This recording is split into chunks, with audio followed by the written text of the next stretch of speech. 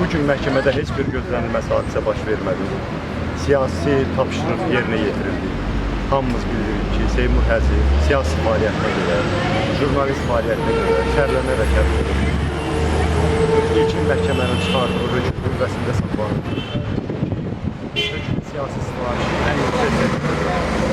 Seymur bəy birinci son sözündə rejimi bir mənalı şəkildə ifşa elədi, açıq ifadə elədi. Bu heç bir kriminal həyat keçirdi, heç bir cinayət törətdi.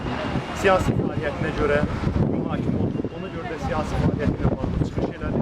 Amma bugün məhkəmə heyəti onun son sözünə belə imkan vermədilər. Və Seymur Həzinin son sözü yarımçıq saxlanıldı. Mən burada yada salmaq istəyirəm ki, hətta ən qəddar rejimlərdə belə, totalitar rejimlərdə belə formal da olsa məhkumların son söz deməsinə imkan yaratılır.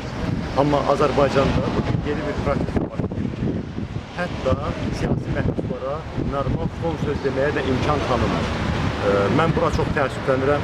Bütövlükdə Azərbaycanın imicinə vurulmuş zərbə kimi qiymətləndirirəm. Amma bugünkü məhkəmədə hamınız şahid olduğunuz gün, onsuz da bütün bu haqsız repressiyalarda Seymur bəyi susturmaq iqtidarında deyil, bütün digər siyasi məhbuslarımız da çox ləyaqətlə bu böhranlara sinə gəlirlər. Azərbaycan xalqını susturmaq mümkün olmayacaq, Azərbaycan xalq cəbhəsini susturmaq mümkün olmayacaq, Seymur Həzini susturmaq mümkün olmayacaq. Sağ olun. Yəni bizim üçün aydındır ki, bunlar hansı yoldadılar, gərəli bunlar öz qüvvəsində saxlayacaq. Çünki burada heç bir araşdırma, heç bir vəkilin verdiyi vəsədətləri bunlar qəbul eləmədi.